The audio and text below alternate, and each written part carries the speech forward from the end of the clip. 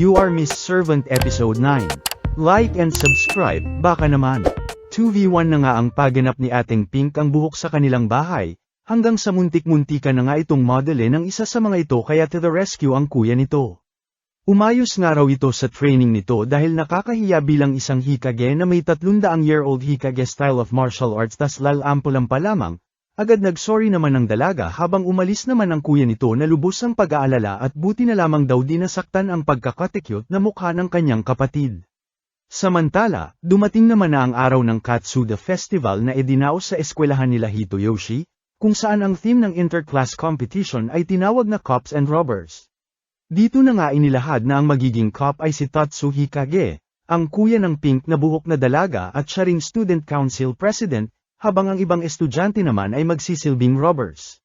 Bagamat pinag-alala ito ng student council at baka masyado na raw pabor sa ibang estudyante ay ipinabatid naman ni Tatsu na mas kailangan nilang pagtuunan ng pansin ang transfer student na si Yuki Okuya dahil wala silang solidong impormasyon dito, at may posibilidad daw na isa sa mga kalaban ng kanilang pamilya na maaaring nandirito para maghain ng paghihiganti.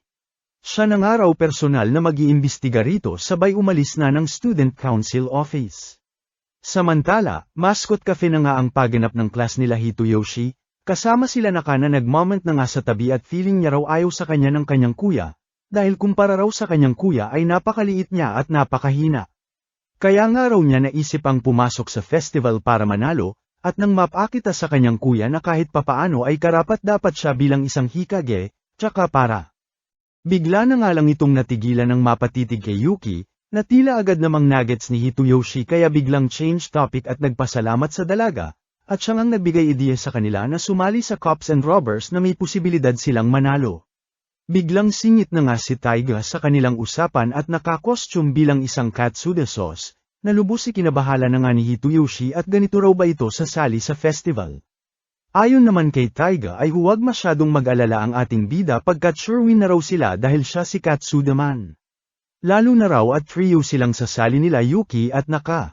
Maging si Yuki ay pinabatid din na gagawin lahat para manalo sila na lubos kinablush-blush na naman nga ni Naka at nabuhayan ng loob, at pulbasan nga raw nila ang kanyang kuya Tatsu. Panggigigil naman ang nadama ni Tatsu at nasa loob pala ng kanilang classroom kanina pa at nakikinig, at pagbabayaran nga raw ni Yuki ang pangbabrainwash nito sa cute niyang kapatid. Pagdating ng tanghali ay kumain na nga muna sila Hitoyoshi sa may hagdan ng kanilang eskwelahan. Dito na nga nag-alala si Hitoyoshi kay Yuki pagkat magkakaroon daw ng TV telecast ang nasabing festival sa kasali pa naman ang bida nating dalaga na isang nagbagong buhay na assassin. Walang ano-ano'y dumating na nga rin sa eksena ang kanyang kapatid na siya nang nakakulitan nila habang nagsilbi naman itong daan para makausap ni Naka si Yuki. Dito na nga nahihiya nitong tinanong ang ating bidang dalaga kung may kaibigan daw ba ito.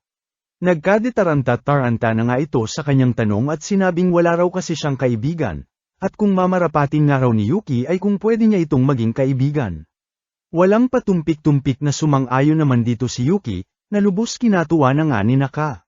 Sa tuwa nga nito ay umalis na muna ito habang napatanong naman ng dalaga kay Hitoyoshi kung ano raw ba ang ibig sabihin ng isang kaibigan. Lubos kinatuwa na nga ng mga estudyante nang ipakilala sa kanila ang special guest ng nasabing festival, ang isang chicks na dalagang nagngangalang Nazca. Dito na nga ipinaliwanag ng announcer ang rules ng Cops and Robbers, kung saan kapag nahuli lahat ni President Tatsu ang mga robbers at nailagay sa prison ay panalo na ito, ngunit kapag ni isa man lang na robber ang hindi nito mahuli ay panalo na ang robbers. At di pa nga doon natatapos pagkat mahawakan lang daw ng isang robber ang isang robber na nakakulong ay malaya na itong muli. Abat pabor na pabor nga raw sa mga robbers ayon naman kay Ate Nazca ika na nga nito kay Ate Announcer. Dito na nga may pahabol na rule na idinagdag ang dalawa, at ayon nga sa special guest ay kailangan isuot daw ng mga estudyante ang kung anumang costume nila sa kanilang class tour. Todo sorry na nga itong si Naka at di niya nga raw nalaman agad ang tungkol sa rule na ito, na pinakalma naman agad ni Yuki at wala nga raw itong dapat ipag-alala, lalo na at nandito nga raw siya bilang kanyang kaibigan, na masasandalan niya sa ganitong sitwasyon. Happy-happy na nga itong si Naka habang napanatag naman si Yuki dahil pumabor din ang sitwasyon na magamit ang costume para maitago ang kanyang katauhan sa harap ng mga kamera. Mas nadagdagan na naman nga ang galit ni President Tatsu nang makita na iwas na naman sa kanya ang kanyang pagkakatekyot na kapatid, na nagtatago sa likod ni Yuki na lubos nitong pinanggigigilan. Maging si Hitoyoshi ay grabe ang pag-aalala at bagamat layamado raw ang mga robbers ay tila iba raw ang aura ni President Tatsu ngayon. Wala nang ang sinayang na oras pa si Tatsu at banirahan agad lahat ng estudyante nang magsimula na ang festival, lipad dito, lipad doon, walang sino man ang nakaligtas sa nag-uurumintadong unggoy na may sister complex. 3 minuto pa nga lang ang nakakalipas ay lagas agad ang mga robbers, hanggang sa 3 na nga lang ang natira.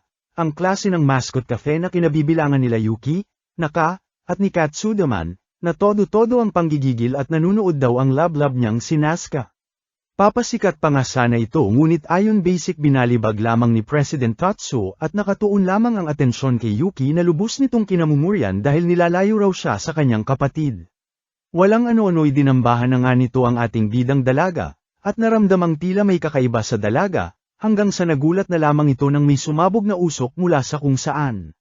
Mas kinagulantang na nga nito nang makita na MB si Yuki ay ang nakababatang kapatid niya na ang kanyang nabalibag, habang napamoment naman sa tabi si Yuki at napaisip sa ginawa ni Naka para sa kanya. Dito na nga ito napa-flashback sa sagot kanina ni Hitoyoshi sa kanya tungkol sa kung ano ang kaibigan, na ayon sa binata ay mga tao raw na pwede mong makasama sa mga kalokohan, kakulaitan, at kung ano-ano pa. At sa kaso nga raw niya ay itong 2 tokmol niyang kaibigan na kailanman hindi siya iniwan kahit noong mga days niya. Hindi siya sinukuan kaya sana balang araw daw ay masaklian niya rin ito. Iyon nga raw ang kahulugan niya ng kaibigan. Dito na nga nagmuni-muni si Yuki habang tulala naman itong si President Tatsu sa kanyang nagawa. Kalaunan ay bigla na nga lang nagdambahan ang dalawa, at parehas ayaw magpatalo sa isa't isa. Si Tatsu na pangalan at apelyido ang iniisip habang puro Katsuda sauce naman ang nasa isip ng ating bidang dalaga na siya nitong inspirasyon sa laban, at nagugutom na nga raw siya. Ipinabatid naman ni Tatsu ang galit nito kay Yuki at huwag nga raw itong umaasta na as if kaibigan nito ang kapatid niya, dahil dapat daw espesyal ito sa kapatid niya para masabing kaibigan nito. Tsaka wala raw itong alam kay Naka, sa kalungkutan nito, sa pinagdaanan nito, at sigurado sasaktan lamang daw ng ating bidang dalaga. Kaya tatapusin na nga raw niya ito bago pa man yun mangyari. Sa kung saan ay nagulat na nga lang si Tatsu nang ibalibag siya ni Yuki, na lubos kinagulat ng lahat, sabay rekta takbo ni Yuki kay Naka. Agad sinundan naman ito ni Tatsu ngunit naunahan pa rin siya ni Yuki, at dito ipinabatid na gets na raw niya ang ibig sabihin ng pagkakaibigan, walang ano-ano'y lumuhad na nga ito sa harap ni Naka at tinanong ito kung pwede niya raw ba itong maging kaibigan. Lubos si kinagulat na nga ito ni Naka ngunit bago pa man ito makaryak ay bigla na lamang sumingit sa eksena si Tatsu sabay natapos na ang kanilang palaro. Sa kasamaang palad ay talo sila sa palaro dahil nasa loob ng prison si Yuki at nahuli ni Tatsu sa mga huling sandali. Ayon ulat sila habang nanalo naman ang klase ng Student Council President na si Tatsu.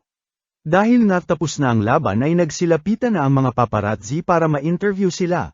Na lubos kinabahala na nga nila Hitoyoshi at maging ni Naka. Abat syempre to the rescue na naman itong si Naka at naglabas muli ng pink na smoke bomb, at dito na nga ay pinakitang si Taiga na ang nasa costume ni Yuki, habang si Yuki naman ay nasa costume na ni Katsudaman, na siya nang ang pinagtulungang nilabas nila Hitoyoshi and friends. Todo sorry na naman nga itong si Naka at kasalanan niya raw kung bakit sila natalo, na agad pinabulaanan naman ni Yuki. Tsaka ang iniisip niya lamang daw kasi noong oras na yun ay ang mailigtas itong si Naka, dahil kaibigan niya ito. Happy-happy na nga itong si Naka hanggang sa basag trip na ngang dumating ang kuya nito at sinabing umuwi na nga raw sila. Gigil na naman nga ito kay Yuki habang wala namang ideya itong bida nating dalaga kung ano ang problema ni Gorilya, pagkat galak lamang ang nadarama nito sa pagkakaroon ng bagong tagpong kaibigan. Palike at subscribe na rin Lods baka naman, hihi, salamat.